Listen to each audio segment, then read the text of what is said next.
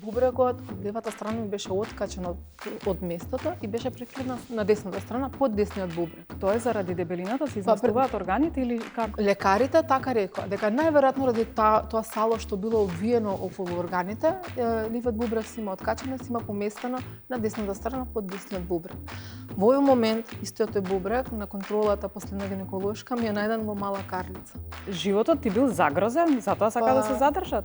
Па да, со моите 130 килограми на моите 1,60 висина и со мојата неподвижност во тоа време и сите резултати, не беа премногу исплашени до каде може да води тоа, особено што јас се гушев навечер, не можев да спијам, не можев да одам ништо, не реков ти мораш да останеш тука 1 месец. Генетиката генерално на вашите родители и двајцата се слаби, дали некогаш ти е криво што не сте ја наследиле генетика? Не е точно. Не? Не, мајка ми е цел живот беше гладна. А гладна била, така. И татко ми беше тој кој што беше упорен, па на моменти нема да ми се налути и напорен. И викаше на секој залак, буквално ја опоменуваше, Невена, полека. Ние никогаш не сме кажале дека живееме на вода и воздух и дека на се ни се фаќа. Не е точно. Тешки гурмани сме со Тања. Дијабетот се појави кај сите тројца во исто време. Кај мене, кај Тања, кај татко. Вистина. Тоа се случи кога мајка ми се изгуби, она беше со Алцхајмерова деменција. И првото нејзино губење, кога ја баравме по социјални мрежи, практично, првиот пат кога беше ударно. Овозможено од Mint Fintech групација P2P, Осоговски млечни производи. Поддржано од Лимак Хотел, Прохигиена, Ладрија, Захарчев винарија, Лоренти, Флорадикс, Сија Flowers, Кенди, Бела Пац, New Age. Само нека прозвучи нешто конкретно.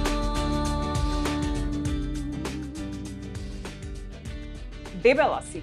Има ли таа жена огледало од дома? А да си ја затвореше устата малку или пак да ја дупнеше лажицата? Ова не се само интернет коментари, туку се зборови кои некој ги слуша секојдневно. А ние судиме, се смееме и етикетираме. Место да се запрашаме, а од што всушност страда тој човек? Дали се во прашање хормони, болест или траума? И дали наместо осуда на тој човек му е потребна поддршка? Токму затоа во денешната епизода нема да зборуваме за килограмите, туку зборуваме за тежината која не се мери со вага.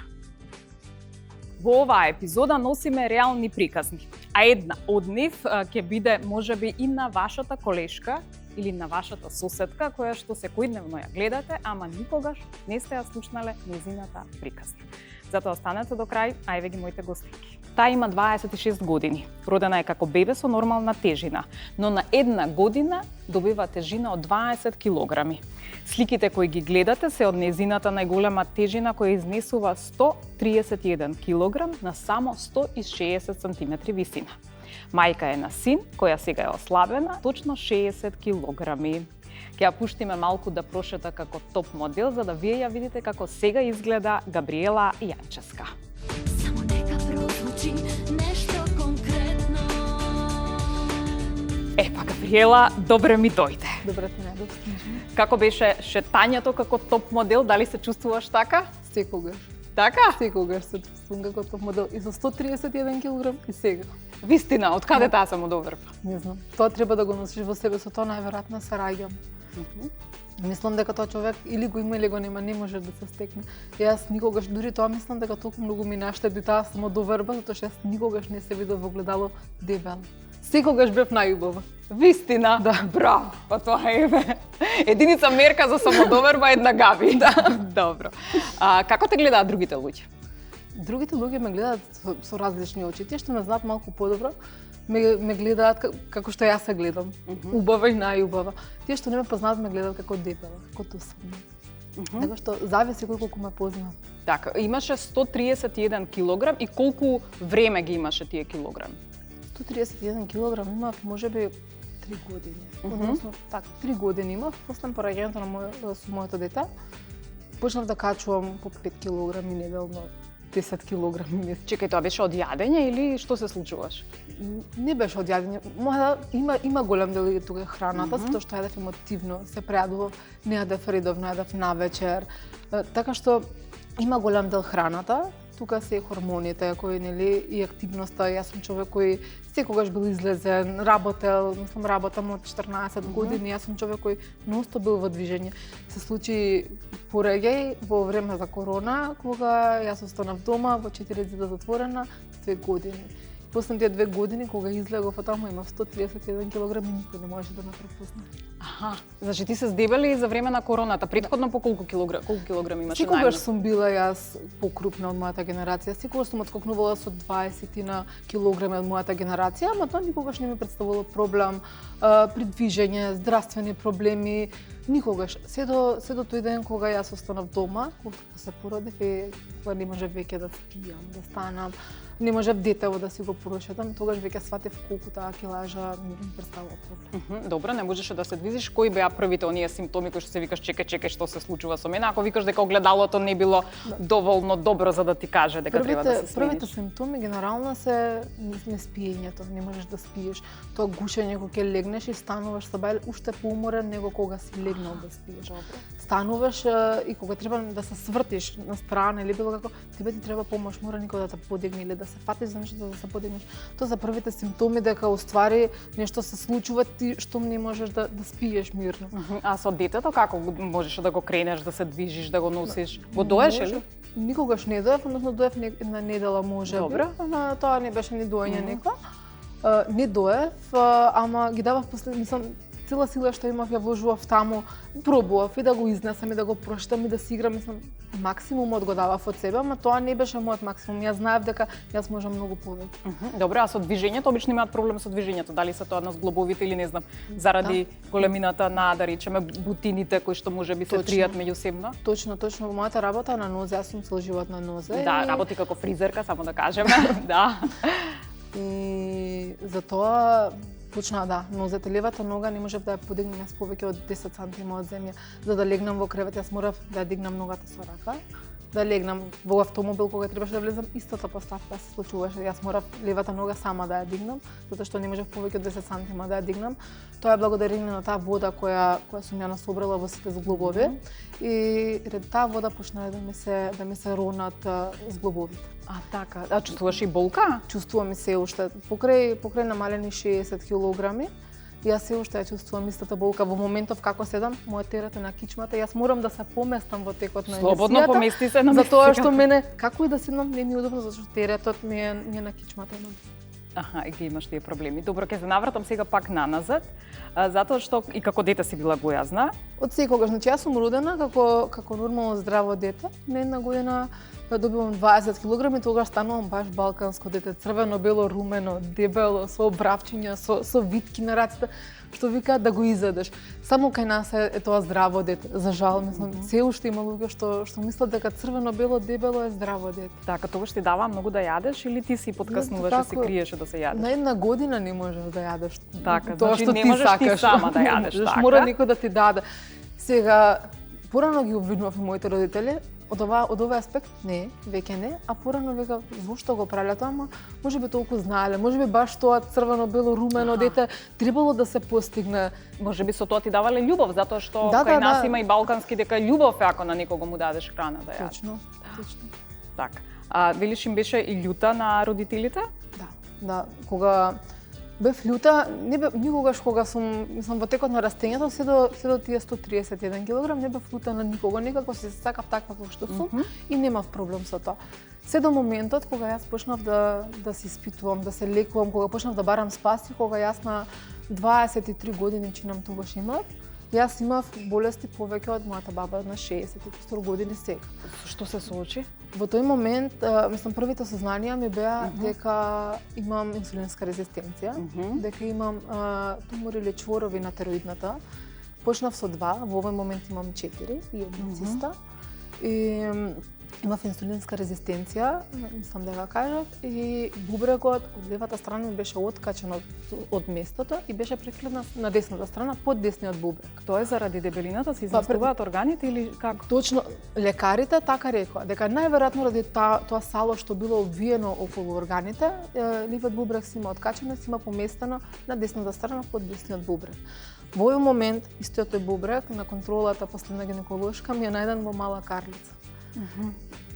во овој момент исто тој бубрек работи со намалена функција, заради тоа имам и задршки на вода, кога едам многу солено, морам да внимавам. Значи, мојата борба би била до крајот на мојот живот, како последица на сета таа килаж. Така ми кажа за зглобовите, дека имаш проблеми. Да, зглобовите исто мислам дека тоа се трајни последици од таа килаж. Сега да можеш да си го вратиш на времето наназад? Ке јадеше толку или ке... Мислам дека да го вратам времето наназад, не знам дали би се смениле работите, затоа што во тој период јас секогаш трудам да го правам тоа што најдобро го знам. И мислам дека ако се вратам назад со истиот тој памет, истото би го правела. А од овој аспект никогаш не би си дозволила да речам, ама со овој памет сега, ама со тој памет пак назад, пак исто. Имаше ли тогаш состојба, не знам, во короната генерално сите не бевме, да речеме, нормални, затоа што тоа беше ненормална ситуација во која што се најдовме ние, но дали тогаш имаше некаков проблем, не знам, да паднеш во депресија или што ти се случи па да толку многу накачиш на килаж? Не е тоа депресија, тоа ограничување, бевме ограничени. Јас сум човек кој не е научен на ограничување, на седење дома. И ограничување си оставам сам дома со едно чудо што се вика бебе, и ти не знаеш во дом, затоа што немаш упатство. Не спиеш со денови, значи стануваш, јас за да се расонам станов и пиев пола литро млеко. Добро. Јадев, значи ќе станам колку јадеше количински? Не многу, мислам дека не повеќе, дури сега можеби повеќе внесувам храна од тогаш, ама тогаш беше многу нездраво. Јас ќе станев и ќе изедев чоколада, круасан, ќе се напиев млеко, ќе станев сабајле, ќе се напиев кафе со млеко, со шеќер. Ако тоа е помалку храна, ама е многу покалорично. Така, и плюс дека нели не се движиш и точно. тоа. Добро, а дали ти когаш си имала проблеми со стекнување на пријателство, па и во однос на љубовниот живот или да речеме на работа, да не можеш да ги завршиш работните уврски баш заради твојата тежина? Генерално со стекнување на пријателства во љубовта никогаш не сум имала таков проблем. Да речем, мислам дека тоа е ради мојата енергија. Не знам, јас пак ќе кажам, јас сум најдобро, кој ме пропуштил тоа му е. Добро. Ми се допаѓа кој ме пропуштил тоа му е. Добро. Никогаш не сум. Ман работат на 26 години имаш ти, кој рано ручал има време да вечера, тоа така се вика. Добро. Никогаш не сум имала проблем со тоа, но со извршување на работните обврски сум имала. Кога почнав да се дебелам, тоа ова се зборувам после мојот пораѓај. Претходно сум имала вишок на килограми, но не ми представувале проблем. После моето поrodување веќе представуваат проблем. Не можам да си ги извршувам работите. Јас после секоја клиентка морам да застанам пола саат, да одморам, да спијам кафе, да ги одморам нозете и мускулите. Тоа значи и финансиски влијало на тебе, затоа што ако можеш да завршиш 2 клиентки, ти можеш да одмориш таа едната. Дефинитивно и дебелината сама по себе финансиски е многу голем терет, но со тоа слабење е многу голем финансиски терет. Добро, за слабењето ќе дојдеме, но кажи ми, имаш ли проблем со облека? Да. Со избор, значи... Да. Да, и тогаш обично, значи, генерално луѓето кои што се покрупни одбираат само една боја да носат или одбираат само еден вид на облека во која што се чувствуваат коматно. Точно, сега јас сум се осеќала коматно и со голо стомаче како дете, значи и во шорцеви и во минич. Не ми било проблем. Проблемот беше ради недостаток на облека. Се сеќавам на фотографии кои ги имам направено мојата мајка во школа или било каде кога не правила, кога требало да ми купи нешто, ако јас имала 10 години, мојата облека била за 15 години. Имам фотографии на кои ќе ми купила облека за мојата возраст и мене тука ми виси стомаче, тука ми виси нешто. Кога подпораснав малку беше веќе проблем, тука ми беше најголем. Јас сакав бои, сакав да сум убаво дотирана, облечена како цела моја генерација се. Немаше бројки, тоа беше најголем проблем, затоа што јас на мој карикирам 15-20 години, јас носев облека што носеше мајка ми. Колку килограми имаше тогаш? Ако си 1,60 м, веројатно. Мислам дека околу 90-95 сум имала тогаш. Практично јас во тој период, пошто немаше оверсайз како сега, и јас носев облека што би ја носела мајка ми, што би ја носела баба ми, што не беше соодветно на мојот карактер. Тоа не бев јас само ја носев. А за матура каква облека имаш или шиевте? Секогаш шиев. Јас сега откако почнав се што ќе посакам можам да облечам, сега веќе купувам, претходно секогаш сум шиев. А дали од твоето семејство има таков ген на гојазни луѓе? Има, да. Генот на мајка ми, односно цело семејство на мајка ми се така здрави жени, како балкански здрави жени, све си има, нема што си нема. Кој да ја колку изгледам нездраво на тој момент на здравите жени. Буквално мене така, мислам, јас ги добивам тие коментари.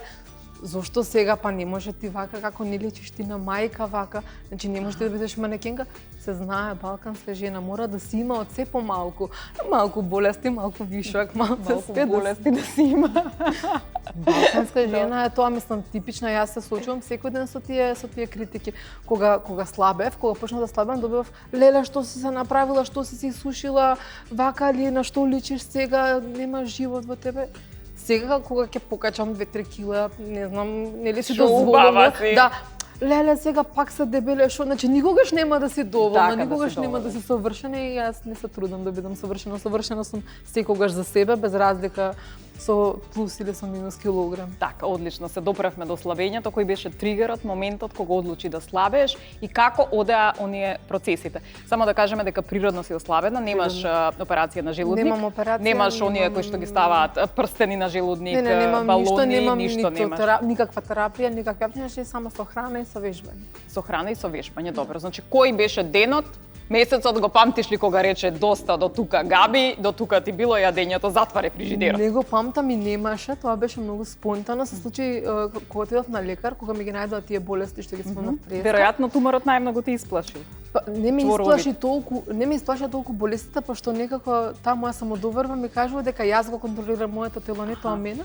Не ме исплаши толку многу ни болести, ништо, него ми исплаши таа моја несвесност дека јас сум одговорна зашто е некој тука, тоа е мојот син, дека јас на мојот син му требам здраво и дека јас имам 26 години и која е поентата јас да ги гледам така и да го носам сето тоа што го носам. Океј, јас ќе се носам, ама како се чувствуваат моите блиски со тоа? И ќе ги оставам на страна нив. Они ме растеле таква. Можеле да превземат нешто, без разлика дали знаеле или не знаеле, дали може или не. Ама мојот син не може ништо да направи во моментот за мене. Јас сум таа што треба да прави за него. И првиот чекор беше јас да бидам подобра верзија од себе баш за него. Се најде. Колку убаво зборуваш, сакам да кажам. Значи, кога си го освестила тој момент, се консултираше со нутриционист, со доктор или само иницијативно почна? Тоа се случи една девојка, морам да ја спомнам, Ангела Томик, таа е мој нутриционист.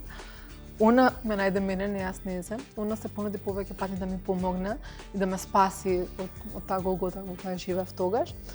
И си мислев дали имам доволно време да го трошам пак на уште еден обед, при тоа што во една од нашите приватни клиники потпишав за сама да излезам од таму, кога отидов со сите резултати што ги добив во државна клиника, отидов таму на второ место некако сите, нели? И они ми рекоа дека морам да останам таму еден месец, они да ми помогнат мене, односно да ме спасат, како што рекоа, последниот воз. Да се качам на последниот воз. Животот ти бил загрозен, затоа сака да се задржат? Па да, со моите 130 килограми на моите 1,60 висина и со мојата неподвижност во тоа време и сите резултати на инсулин, морав да имам инсулинска резистенција. И со сите тие резултати не беа премногу исплашени до каде може да води тоа, особено што јас се гушев навечер, не можев да спијам, не можев да одам ништо, и ми реков мораш да останеш тука еден месец. Кога се свртев назад, јас го гледам мојот син, кој нема јас на кого да го оставам, се вртам назад, гледам мојот докет, нема кој да го работи. Јас сваќам дека јас уствари морам да продолжам кај што сум застанала надвор од таа болница, уствари морам да се грижам и за себе. Тука јас носам одлука дека си одам. И во тој период ја прашувам Ангела дали можеме ние да направиме нешто за мене, а тоа да не се 3 сончогледи, 3 бадеми, дека јас нема да живеам на 3 сончогледи, 3 бадеми, јас не сум пиле. Јас сакам да јадам. Кога ми се јаде, сакам да јадам. Јас време немам да јадам во 2, во 5, во 6. Значи сакам да јадам кога мене ми се јаде. Не морам да јадам било што, само ти кажем што да јадам, јас не морам да јадам, не знам, мене ми е важно само да имам гориво. Кога ќе ми сада да седнам да јадам и толку, дали е емотивно, дали сум гладна, без разлика сакам да јадам. Нема гајле, само напиши ми што треба да јадеш, што сакаш да јадеш, кои се твоите намирници што ги користиш, јас ќе ти направам. И од тој ден, како она ми даде, никогаш не ми дала план на исхрана како што даваат нутриционисти на секој ден. Толку одговорно се работеше работата, мислам толку посветено, секоја сабајла ќе ме види дека го носам син ми во градинка и ќе ми се јави. Како ти е денес, дали си ќе ти падна шеќерот, дали си добра, не си добра. Во текот на денот ќе ме се јави дали се напи чај, дали пиеше вода. Значи, ти си имала поддршката од неа.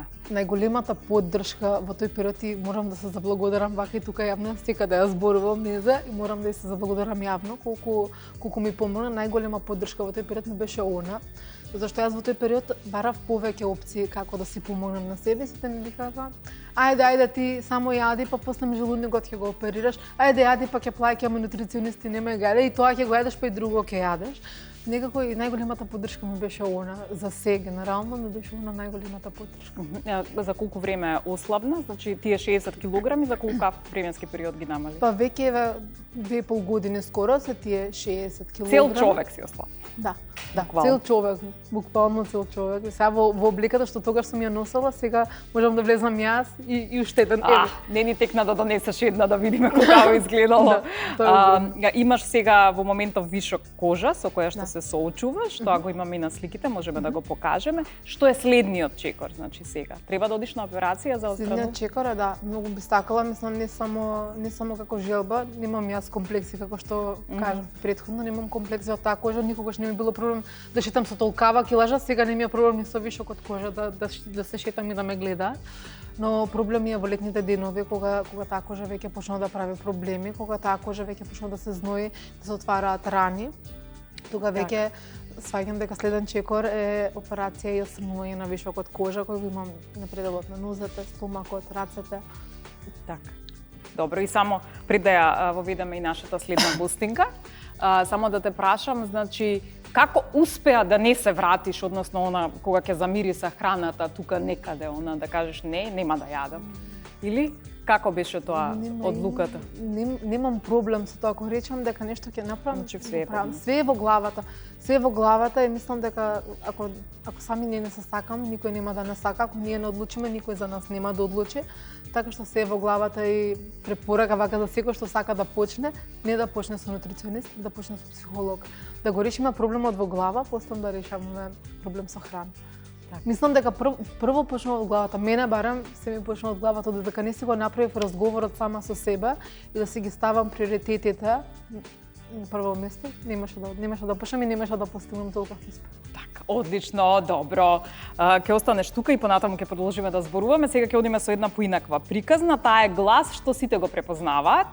Песни што отвараат свадби, први танци, има многу емоции, но зад сцената има борба што не се слуша во микрофон. Вечерва ја гледаме и ја слушаме од еден поинаков агол. Лидија Кочовска може да повели. Лидија, добре ни дојде. Добре ве најдов, конечно. Конечно се најдовме, да. Ти благодарам за целата позитивна енергија, како што влезе, така ја внесе. Да. Баш ми е драго, многу се радувам што е така. Ја слушаше приказната на Габриела. Да, и се одушевувам. Така, да, ти звучи инспиративно, ти звучи, не знам, тешко, напорно, или она кога ја виде, кога и рече сакам, дај гушни ме за да ме фати мајата. Јас ја замолив да ме гушне мајата, да ме фати, да почнам јас да слабеам во животот. Тоа е волја. Да. Тоа е волја, дефинитивно. И навистина мислам дека карактерот на човекот не се менува. Ликот не се менува, што викаш се гледал сама себе во огледало убава. И тоа е точно, кога се сакаш себе си, тоа е многу битно. Меѓутоа некогаш треба и реално да се види. Така. Ти кога се гледаш во огледало или кога почна да се гледаш поинако или и ти како Габи си се гледала убава? Па се гледам и убаво ми е. Тоа е најважно. Да, јас на друг начин, од друга страна не си се сакам себе си, нели, во однос на други постапки кои што ги правам, можеби не доаѓам на мислење дека не се сакам доволно себе си, но во однос на физичкиот изглед, па јас точно не се гледам како многу дебела и во принцип јас имам слаби нозе. Кај мене е стомакот проблем, а тоа е особено после операцијата жолчка кога ја направи. Така. Значи тоа е повеќе подоен отколку што е салово прашање. Така. Добро, кога кај тебе почна да се зголемуваат килограмите? Баш тогаш после таа операција или од претходно? И дали го поврзуваш со храна, затоа што најчесто така и се поврзува, па знаат да кажат. Кај мене цел живот јас си патам од јојо ефект. Значи цел живот сум, што викаше Тања Станковиќ. Вика еднаш ќе те видам дебела После 2 недели ќе те видам слаба. Сега не можеш да ме видиш после 2 недели затоа што годините веќе не дозволуваат за 2 недели да ослабеш и да има видлива разлика, но тогаш на вистина слабе, инстант слабе. Така да јас бев и полна, не можам да речам дебела во тие години, но бев и полна, бев и слаба. Повеќе од времето сум била слаба. Така. Добро. Генетиката генерално на вашите родители, тие двајцата се слаби. Дали некогаш ти е криво што не сте ја наследиле генетика? Не е точно. Не? Не, мајка ми е цел живот беше гладна. Гладна била. Така. И татко ми беше тој кој што беше упорен, па на моменти нема да ми се навути и напорен. И викаше на секој залак, буквално ја опоменуваше Невена, полека. Невена, полека. Меѓутоа, она си имаше контрола. Она си имаше само контрола, она знаеше точно колку ја мерката. Знаеше некогаш имала периоди мајка ми кога била полна. Меѓутоа се насмеа во однос на генетиката. Тања вика, секако ќе речат нашите родители се слаби, а ние сме, двете сме дебели. Така. Како? Каква генетика? Лиде, не е ова генетика, ова е дегенетика. Генетика сте ви. А добро, ова држи вода. Меѓутоа, можеби татко ти баш заради тие сценските настапи, заради тоа што сте јавни личности, поддржал до тоа, да. Секако и затоа што беше мајка ми склона на дебелење исто. Затоа мораше да ја опоменува. Меѓутоа, на сите не стоеше над глава, да се разбереме. На мене, на Тања не можеше, Тања го сечеше, Тања е сатар. А јас си го трпев. Јас си ќутев. Добро, доста. Значи, јас никогаш во животот, еве ќе си дозволам и за Тања да кажам, ние никогаш не сме кажале дека живееме на вода и воздух и дека на се ни се фаќа. Не е точно. Тешки гурмани сме со Тања. Уживаме во храна, уживаме во нејзиниот мирис, уживаме во секој залак и со очите сме во мозок кога јадеме, како да ви кажам. Значи, јас никогаш не сум го кажала тоа дека не јадам, меѓутоа дека јадам колку што сум дебела, тоа не е точно. Јадам помалку количински, малку количински. Последицата од дебелината дојде болеста или прво ја доби болеста па тргна кога зборуваме за диабет па прво ствари тргна на хормонална терапија која ја примав 2010-2011 година практично беше тоа. Хормонална терапија за да добиеш дете? За да се забременам, така, да. Но за жал не се случи тоа, значи пробав и по пат на инсеминации. Некакво полу инвитро беше, тоа не беше класично инвитро, затоа што јас бев со тотална анестезија. Инсеминација не се прави со тотална анестезија, значи беше нешто такво. Јас направив 3 пати. 2 или 3 пати, не се ни сеќавам веќе, затоа што тој период беше 2011-12 беше тој период кога јас ја примав таа терапија, така да после терапијата повеќе се подув. Да, тоа го доживуваат многу жени кои што имаат, кои што примаат хормонска терапија. И тоа тогаш си тргна, пробував неколку неуспешни обиди имав за да ослабам. Сум човек кој што многу се движи, значи можеби јадам, но сум човек кој што не е ленја пита, туку баш сум човек кој што се движи. Сум често во движење во градов и многу често знам и да не запалам кола за да отидам до одредено место. Живеам во Карпош 3, одам пешки до работам во Македонска опера балет. Значи пак е тоа релација.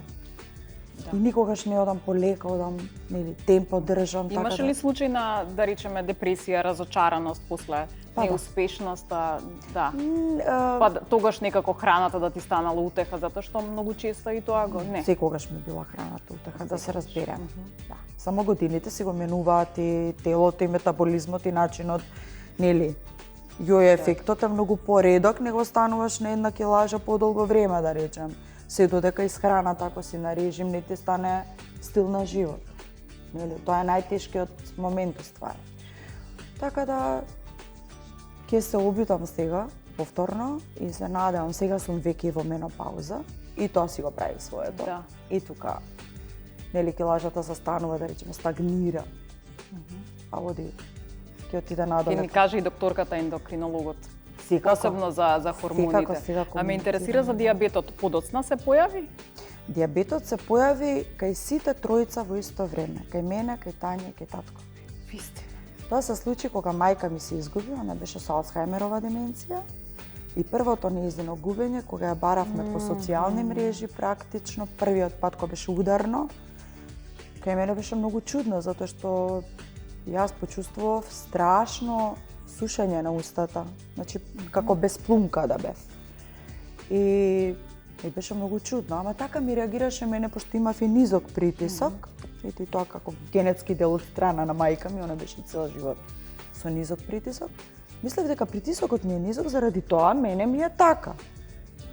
Меѓутоа, кој ме опомени точно беше тоа во пандемијата, за време на ковидот, и некој ми кажа, ми спомнали да ти шекер да провериш сепак, пошто јас сум проверувала, скрија шекер. Значи, тоа беше во периодот кога сакав да забременам. Не, кам 100% не. Меѓутоа, дефинитивно беше тоа 22 има шекер.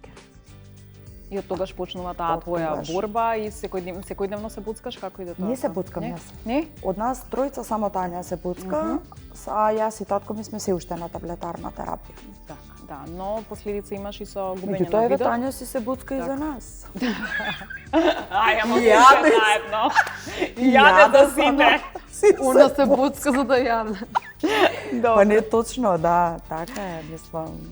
Јас го кажав тоа, пак ја цитирам Тања, нема да ми се наљути. Викам, добро, престани да мљацкаш и престани кога носиш храна, она додека ја носиш вака. И викам, престани да мљацкаш и престани со очите да си во мозок, значи престани, и мене ми се јавува апетит уште повеќе, те молам, се боцкаш. Добро, Белида, па зашо се буцкам? Да јадам. Па се буцкаш затоа што имаш диабет, викам, дали си нормал? Не е точно, вика, се буцкам за да можам да ја. О, добро. Добро, ама тоа е тој мајндсет, да. Ама знаеш колку е греото да му одземеш на човек што фабрички е така произведен, така е роден, да му одземеш, мислам, и тоа е стварно жално да гледа вака, ако и кажеш не јаде. Само подобро да ме гледа жално него, па да изгледат, не сам да го трпи тоа што го трпи. Да. Генерално јас многу би сакала да ме Шала гледаат на да сум страна. тажна, него да сум тоа Да. што бев. Не, сакам да ме гледаат секогаш неспијано. Па и нека сум ама девала еве да и сум сега сум позитивна и несмејана, да, ама насмејана. таа дебелина носи многу болести сама по Носи, себе, а носи. генерално тие луѓе те Носи. гледаат срекна, мислам, насмејана со таа храна, ама Тоа од е друга страна вистина. нели се грижат за тоа како е твоето здравје. Тоа е Или вистина. еве во моментов зборувавме за Тоа е голема вистина и точно, страда се. Страда, нели, диабет, кичма, тироида, се си повлекува, се си е ланчан процес, Да. еден Кој што- тебе ти дава совет или кој се осудува, си зема за права за да ти каже ли да треба да ослабиш, кога ќе ослабиш? Има ли некој од блиски или од подалечни или од сосема случајни луѓе кои тоа или ќе ти најчесто кажат го која прават. беше слаба, каква беше? Па тоа е најчесто кажувано, Так, да, да. најчесто кажана фраза е таа кога беше слава, колку беше убава, леле, каква беше на 30 години. Па добро, се бев на 30, бев некогаш 30. Сега имам 50. Не е оправдание, пак ја кажам, не е оправдание тоа што јас сум 50 годишни, сум преживеала пола век дека треба да бидам дебела. Не е тоа оправдание. Меѓутоа, се трудам. Давам се од себе. А совети ми даваат најмногу оние луѓе кои што биле дебели и ослабеле. Значи, тие се тие кои што, тоа е исто како кај пушачите. Нели, човек кој што никогаш не бил пушач, никогаш нема да биде таков поборник против пушењето, колку што е поборник оној кој што пушел и престанал да пуши. Ама само и тие се релевантни генерално, кои ќе Така, видиме од да, другата страна, само тоа е релевантно. Така е, да, затоа што е осетиле тежината и Да. веројатно незините. Да, и никој, мислам, никогаш не би ти кажала Последиците нешто од да, истото. за да Така е. Така. Сега ме кажа дека имаш проблем со видот Да, заради диабетот. да. Десното око, не можам да кажам дека го изгубив, но ми 80% изгубен видот на десното око. Среќа ми е левото појако, па јас тоа го тие испитувања ги направив, значи под постојана контрола сум кај доктор Фанка, но ете, тоа е трајно оштетување, макулата е искривена. И тоа е нешто што може само да се контролира. Јас и во Ману направив испитувања, дали е тоа генетски. Не, Не, значи Да, сепак е последица од Така. шеќерот. Иако, извини што ќе те прекина, мајка ми го имаше истиот проблем. Пак ја кажам, пак си влече генетиката, можеби не во доволен процент да покаже резултатот дека е генетски, но си влече генетиката дефинитивно, зашто она беше исто слаба со десното око. Така. А тука веројатно сум повлекла генетски, но пак ја кажам, како генетски не се покажа во ман. Резултатот не покажа. Сега, кај неа имала тригер, значи, за да одлучи да слабе. Мислиш дека тебе ти недостига тоа нешто, за да одлучиш да слабееш или Да. ти Ми недостига? фали таа иницијална каписла, да. Некаде си ја побарала некогаш, си се обидела, не знам, можеби сцената да ти даде за да, можеби некакви... Не. Прво се најдов во еден страшно тежок период. Период кој што го поминавме ужасно. Сите кои што имаат барем случај како нашиот во семејството, знаат за каква ситуација, за каков случај станува збор. Прво, Алцхајмерова деменција е состојба на целото семејство. Да се разбере. Пак ја кажам, во сето ова што го кажувам, нема оправдание дека еве јас заради тоа сум со оваа килажа. Не. Сакам да кажам дека и животот си носи работи и ние никогаш тоа не го, да речеме, има нешта кои што ние не ги пласираме пред камера. Да. Значи, ние сме секогаш насмејани и среќни. Но тоа не значи дека во душата сме насмејани и среќни. Јас можам во исто време да плачам и да се смеам. Таков човек сум, едноставно. Некој ќе рече, ма немој да плачеш, срамота е да... Не е срамота. Привилегија е да плачеш. Привилегија е да покажеш денеска емпатија, да носиш, да имаш емпатија и да покажеш чувства. Јас тоа така мислам. Не сум повлекла се уште, тоа пак ја кажам се случи во периодот кога мајка ми беше, кога се разболе, после борбата со мајка ми, никаква иницијатива немав, иако во тој период многу се движев. Јас се случуваше буквално кога ќе дојдам од било каде, да сум до тој степен папсана, преморена, ми се случувало саат до саат и пол, зашто на 4-ти кат живеам без лифт. Саат до саат и пол да седам во кола, за да соберам сила да се качам дома. Немаше физички сила или не знам, можеби имаш болки во нозета И или... физички, и психички. Немав сила. Откако мајка ми почина, пак ја кажам, немам двигател во себе, значи немам иницијатива, јас да имам иницијатива веднаш ќе почнам и ќе... Па имаш пријатели, еве го Владко ослабен или? Да, многу ослабен. Многу ослабен. Владче треба да го натераме, Многу да. ослабен, само Владче на моменти многу недисциплиниран повторно и за Така? карање, да, за ќутеке, но секоја му чест, на вистина. Прво да се осудиш да отидеш на таа операција. Браво за него, ама пак ја кажам, не е само да ја направиш операцијата. Поентата е да го задржиш тоа како стил на живење. Ти би се осудила? Начин исхрана, така. Би се осудила на операција или би одела со... Да ми го извадат желудникот, да. Би се осудила. Со желудникот да го пратиме Како друго. копче, како? Да го исече. Ма не, нека ми го извадат одма, ни рез, ништо никаде. Толкова, инаку не. Но среќна си, нели? Среќна си со себе. Значи, со Владче го правевме тој Така, муабет аха. да се оперирам и Така, да си да. ја направам таа Аха. операција. Но после тоа слушнав дека имало и знаело да има и нуспојави и неколку ризични ситуации, Да. така малце не би се... Секако би отишла повеќе на по природен пат. На природен начин да ослабам колку што може. Така, добро, еве ти е тука Габи, ќе ти раскаже што и како. Да, Не рече, Габи ќе нема ми биде 3 бадеми и мотивација 3 плюс. семки, да, Ми да, биде да. драго да, ако можам да помогнам, ќе ми биде баш драго. Многу ќе ми биде драго да ќе комуницираме сега кога сме. Одлично. Ова кашкавалчево и сиренцата ми стојат тука од Осоговски за да видам кој прв ќе късне. Чекај, Тоа е јас прво се предизвик. концентрираме кој ќе му сега кој ќе му се сипам на ов. Добро. Апропо. Муабетот, да. А сега е време да ја вклучиме и струката. Едни велат дека е карактер, други велат дека се хормони, но статистиката вели вака. Во Македонија, според податоците на Светскиот атлас на дебелина, кога се во прашање возрастните лица, 30% живеат со дебелина, додека 65% се со висок индекс на телесна тежина. Очекувањата се дека до 2030 година над 920.000 лица од општата популација ќе бидат засегнати со прекомерната тежина. Затоа во студиото ќе ја поканиме доктор ендокринолог за стручно да ни објасни што се случува. Таа е професор доктор Искра Битоска од Универзитетската клиника за ендокринологија, дијабетес и метаболички заболувања. Докторката ни е тука, но пред да ги слушнеме нејзините мислења, одиме на реклами. Само нека прозвучи нешто конкретно. Епа, докторке, добре ни дојдовте. Како звучеа приказните и на Лидија и на Габриела? Ви благодарам на поканата прво. Второ, тешко ми е вака покрај вакви убави дами да тераме наука денеска, но ете така, сакам малку да ги појаснам работите што е виновно, што не е. Многу убаво си објаснија и двете, нели? Дали е се до главата, дали може, дали не може да се држи диета и колку е до хормоните. Дали има нешто во воздухот што ги дебелеа луѓето, тоа многу ме интересира, и дали се лепи водата. Не, во воздухот нема. Само водата и воздухот ми се лепат, ја ништо не е. Имаш едно... мислам дека бе од оние среќни луѓе од времето кога ги гледавме, вика, ја не сум дебела, јас сум надувена.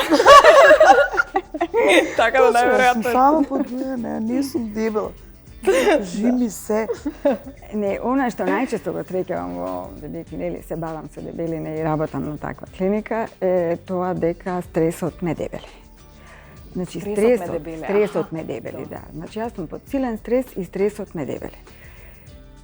И тука сега доаѓаме до проблем. Стресот не е дебели, почнувам да објаснувам дека стресот ве тера да јадете малце повеќе или малце повеќе. Нели, и храната ве дебели. Значи, ниту водата дебели, ниту воздухот дебели. Дебели храната, барем на почетокот. Така да. Сега исто. Тоа се однесува до хормоните, нели, кои ги спомнавме веќе. Сега многу е актуелно. Те читам, да, но сега е многу актуелно и многу често се зборува. И се расфрламе со поимите. Кортизолот е сега главен. Претходно беше имам тироида, иако не знаевме што значи. Во суштина треба да имаш тироиден хормон, нели, за да ти влијае. Сите имаме тироидна железа. Така, да. Но ајде да, па така имам тироида, ја да не ти се верува. Имам притисок, ја и ти имаме притисок, така, но висок, низок и така. Не, добре, мислам да не се расфрлам сега, нели, со каква палета на зборови, нели, се среќавам јас во мојата секојдневна пракса. Но факт е дека е модерен кортизолот и модерна инсулинската резистенција. И не е тоа за џабе кажано реално, на страна од тироидејата, нели? Кога имаме хипотироидизм па се дебелиме, дел отпаѓа, кога имаме проблеми со тироидната жлеза, дел отпаѓа на отоци, дел отпаѓа на поспориот метаболизам. Значи, тие луѓе знаат и помалку да јадат од вообичаено, отколку што јаделе претходно, а се дует. Така, да. Тука поиќе наоѓа место таа изрека, ама што се однесува до кортизолот, да се вратиме на кортизолот, да, тоа е хормон кој што го имаме сите, нели, го влачи во најголем дел нашата надбобрежна жлеза и она што се случува, нешто што се случувало пред милиони години. Значи, кортизолот е стрес хормон. На времето, ниту храната била така достапна, ниту нешто друго што не е денес достапно, било достапно. И сега, луѓето, кога биле под стрес, да речеме порано, а е стрес хормон кортизолот, неговата функција, една од основните функции на кортизолот е да му обезбеди на мозокот, нашиот мозок користи во најголем дел шекер, ретко друго, и целта на кортизолот е да му обезбеди на нашиот мозок храна, односно шекер, бидејќи тоа е, нели, командниот центар на нашиот организам, на нашето тело. Значи, кога сме под стрес, се лачи повеќе од овој стрес хормон, а тој самиот природата му е таква на хормонот, да има повеќе шекер во организмот. И тоа го прави на различни начини. Во нашиот организам шекер се таложи во црниот дроб и во мускулите. И затоа, кога кортизолот е присутен во поголема количина, откако ги исцрпи овие резерви што му се на располагање, тој веќе сигнализира во хипоталамусот, кој што е центарот за глад и центарот за ситост, дека треба да јадеш и тоа треба да јадеш благо. Така, благо. Значи, вака поедноставно да објаснам, нели? Многу е покомплицирано од ова што го кажувам, меѓутоа тоа она Едноставно ни падна шекерот. тоа ми падна шекерот, тоа е башка приказка, ама значи и кога имаме, нели, кога сме под голем стрес, знаеме да јадеме, ама точно одредено, не сакаме месо. Воглавном, сега ја претпоставам дека тоа така, да речеме, не знам, сладолед, чоколадо, што и да е нешто, ама одреден тип на храна. И тоа вистински си го прави кортизолот кога сме под хроничен стрес. Така, значи сепак постои процес кој што во телото му јавува и му кажува, значи не е туку така тоа. Тоа сакав да го објаснам. Значи кортизолот си постои во нашиот организам и стресот на вистина, ама не стресот дека дебели. Туку стресот придвижува еден тон механизм. Што да се прави во тие моменти? Да се истепа некој? Да си извади желудникот. Да си извади желудникот. Да јадеш салата. Салатата нема да те смири. Да, не знам, советуваат излези на прошетка, не знам. Еве Габи, ти што си правела во тие моменти кога си имала напади на благо, се вика тоа? Да, напади на глад. Тоа се напади на глад, ама јас мислам кај мене го однесе тоа ангела. Постојано ми се јавува. Што да правам? Касни срцка малце, бадим те молам, благо ми се добро јади нешто.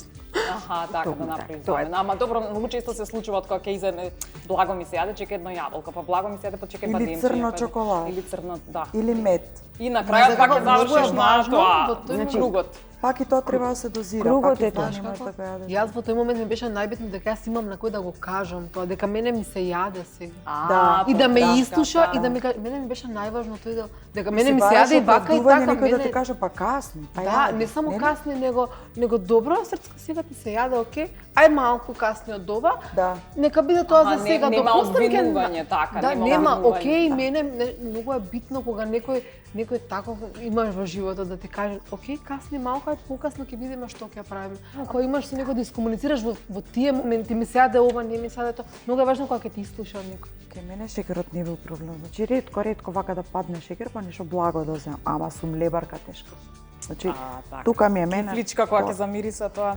Не можам готово, се јазикот ми прошета, готово таму ми е негде го. Молите вода пи кога ти се јаде.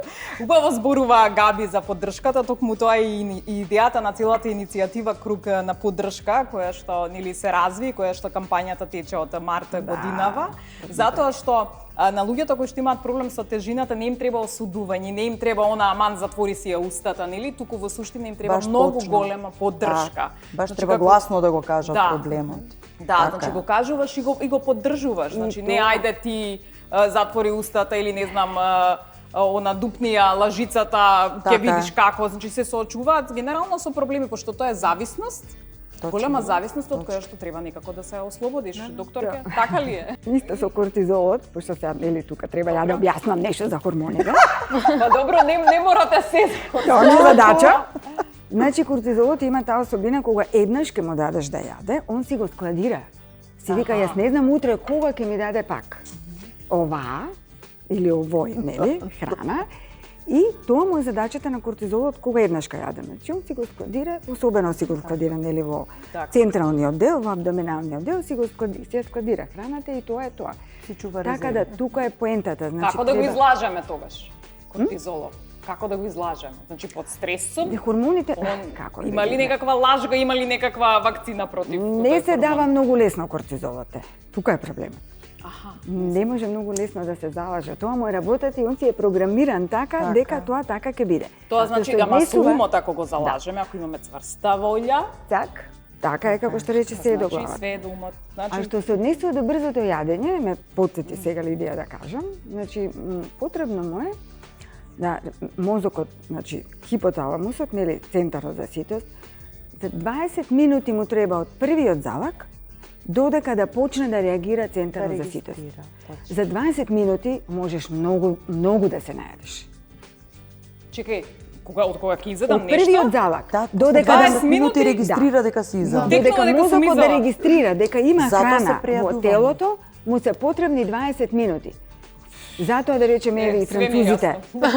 20 минути и затоа на пример французите јадат многу масно сирење, нели јадат, ама јадат малку, јадат споро. И италијаните. Ти еден италијанец. И затоа се така. така. Значи 20 минути се потребни, а ти за 20 минути има да изедеш. Шведска маса ќе изедам за шведска маса. Да. Кажи ми како се слабе. Значи има еден огромна палета на диета, сега се на диети, сега се актуелни нели оние кето диетите. Па имаме аутофагија, па имаме не знам како беше Обединети нации. UN диета имаше. Така. Значи има ли која од овие диети е најефикасна? Магична диета нема. Диета прво самиот збор значи режим на исхрана, не значи не јадење. Самиот збор како збор малце поинаку го потребуваме. Има различни начини на слабење, меѓутоа прво треба човекот да се свести дека доста ми е и во еден момент дај да видам што да правам. Тоа беше и ова нели акција и кампања што ја правиме кругот за поддршка и така натака. Значи тоа е идејата да се свестат малку луѓето дека и тоа е болест како и секоја друга. Јако малку грдо може звучи кога ќе кажам болест, но состојба. Значи за да имаме терапија мораме нешто да биде класифицирано нели во нашата работа, во медицинската наука мора да биде класифицирано како болест за да почнеме да даваме терапија. Терапија е и диетата, терапија е и физичката активност, терапија се инjekциите, терапија се таблетките, терапија е се. Многу ми е драго што доби шифра конечно газноста како таква доби шифра здравствена. Така. Оваа година баш ми е драго што почнавме да третираме малку како болест, пошто тоа не е наш личен избор. Многу деца, многу луѓе се раѓаат, имаат предиспозиција за тоа, генетска или безразлична. Ако зборуваме за генетиката, генетиката е некаде застапена кај дебелината, меѓу 45 и 72%. Значи генетиката сепак е игра огромен процент. Добар дел, но како што видовме, нели, остатокот е околината и храната. Значи не мора да си има генетика за да едноставно бидеш се од глава. Крупен. Сигурно дека. Но тоа е најтешко, тоа се обидуваме да го направиме. Ама кај нас на Балканот постои еден синдром кој што вика за умрено, за живо, за среќно, за све да се јаде. Нели? Нема да живеам 200 години. Да, ама да си се најадам или мислам буквално после погреб се собираат и јадат луѓето. Бар нема гладна да си. Ќути па најадена ќе си умрам. Да не ме мислите. Да не давам душа. Да не даваме ручак за тебе. Ич не мора најадена да си јути. Добро, ама Се шалам салати не сакам да мина. Ова е за поддршка и за мотивација. Да, поддршка и мотивација ќе јадам. Па ете имам. Да. Само нека прозвучи нешто конкретно. Кратката пауза беше само за да ги донесеме подароците. Ви благодарам многу што бевте мои драги гости. Значи, веднаш ви даваме нешто кое што е многу важно за варење. Тоа е еден сок од артичока. Значи, Флорадикс тука ќе ви доделат на вас затоа што стимулира лачење на жолчната киселина и за подмастување на црниот дроб. Да. Ќе ги видите подароците. Повели, значи винцето, бело вино, ова да видам дали е темјаника, мислам дека од Захарчев винарија. Бело вино или црно вино е подобро да се пие за диета? Бело. Две чашки бело, иначе благодарам. Сиренце кашкавалче од Осоговски млечни производи. Значи, ако се јаде умерено, се е дозволено, нели? Да. Така? Во контекст на диетата. Во контекст на диетата, да. Калориски дефицит бројно. Да. Сега тука имам пробиотик, многу важен, нели? Посебно за патување. Знаете како и буквално, нели, ако се пијат некакви лекови, знаете вие докторка, све ќе им кажете. Да. И да бидете негувани, да бидете нежни, фини, лоренти. Тука имате ова еден боди скраб, ќе видите. Значи секогаш убаво да си биде жената негувана и уште нешто за нега, ќе добиете ваучер, значи ова ви е од колаген Lux Spa, значи за нежни дланки и за нежни стопала. Лето доаѓа, значи да отидете и да се исполживате. Милина! Значи, ете така, за убави гостинки, убави подароци И она што сакам да ви кажам на крај, ви благодарам многу што ја раскажавте приказната вие. Благодарам докторке на она се обидовте колку што можете да биде по народски кажано. Колку ше стаси. Ти си жив пример како треба да се храни човек и да живее. Па добро, мајндсетот е, мислам дека мајндсетот е најважното нешто кое што генерално одлучува и вика треба да се заљубиш, не мора во човек, во нешто да се заљубиш, за да те мотивира, за да ослабиш. Ама треба и да останеш таму. Љубов од себе. Епа еве да се заљубиш кон себе, љубовта кон себе, можеби тебе Лидија ти фали љубов кон себе поголема. Можеби. Можеби јас кажав. Да. Дека на некој кога сум си се гледала физички, јас сум си се сакала таква. Ама во некои други работи јас недоволно се почитувам и се сакам себе си. Јас го кажав тоа уште на самиот почеток. Така да може да е тоа причината, апсолутно. Значи и љубовта. Љубовта е движечката сила. Ама и кон партнер. Во партнер кога се зајава. Па јас сум како да ви објавам. Вака слабе. Епа, љубов. Ја обратно, леле, се хранам со љубов обратно. и мене не ми треба храна. Ете. Јас обратно. Јас сум сита 24, сериозно го кажам. Препорака. Или некој да те нервира. Заљубете се за да бидете слаби и убави. Лидија ми помогна во завршниот збор. Да, заљубете. Лидија беше шлаготно сите.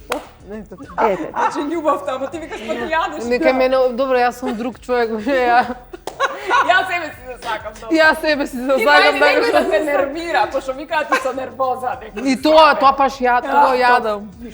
На нервна база не јадеш? Јадам како не јадам, јас тоа вегам како може луѓе да се слушаат кога се нервираат и кога сакаат. Јас се Аз сум нервозна. Ама тоа е Да се задржиме на љубовта. Прекрасна беше пораката на Лидија, значи на крајот, значи љубовта е таа движечката сила и го покренува и метаболизмот, нели и сам си слабеш. И го намалува стресот. Го намалува стресот. И само да се одржи тоа. Само да се одржи, значи сакајте се, љубете се Да и се бидете храниме слаби. со љубов. Ете, така. Тоа е поентата. Таму нема ни шекер, нема ни масти, ништо нема. Така е. како нема шекер кога ти донесе партнерот чоколадо, душок касни. Сладки му се усните, ама не се калориски вредни. Тука е Леле зајако. колку беше Поетски кажан. Ви благодарам уште еднаш за вакви насмевки. Се надевам дека пренесовме убава порака, а за сите останати, значи Тежина МК, следете ги нивните Инстаграм профили, Фейсбук профили и интернет страницата. Напишете го вашиот проблем и верувам дека ќе добиете поддршка. Се гледаме следната недела.